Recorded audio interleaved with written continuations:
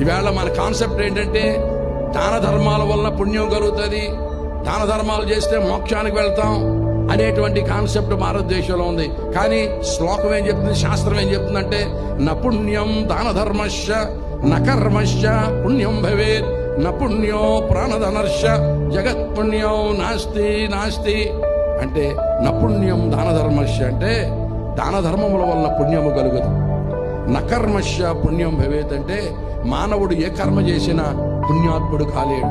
నపుణ్యం ప్రాణధనర్ష జగత్ పుణ్యం నాస్తి నాస్తి అంటే దేవుడే వచ్చి మానవుల కొరకు ప్రాణదానం చేస్తే తప్ప మానవుల యొక్క పాపం పోయేది కాదు, మానవులు పుణ్యాత్ములు కాలేదు. ఖచ్చితంగా దేవుడే సృష్టికర్త దిగి రావాలి, వచ్చి మనందరి కొరకు ప్రాణము పెట్టాలి.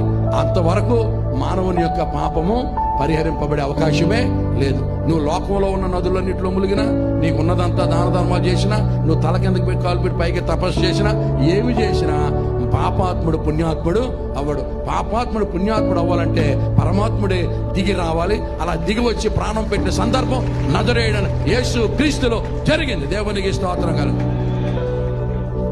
ఇవన్నీ ప్రజెంట్ చేసి ఇప్పుడు మేము చెప్పేది విదేశీ మతమా ఈ మతమా ఒకసారి మీరు చెక్ చేసుకోండి. మారమని మేము ఎవరికి చెప్పట్లేదు, దయచేసి ఎవరు మారదు కూడా. ఒకసారి చెక్ చేసుకోండి. ఒకవేళ ఇదే కనుక నిజమైతే నీ గతి ఏంటో ఒకసారి ఆలోచించుకో. నీ విజ్ఞతకే విడిచిపెట్టేస్తాను. దేవుడు దీవించిన గాకని రైతులాడు చెప్పొచ్చేయండి.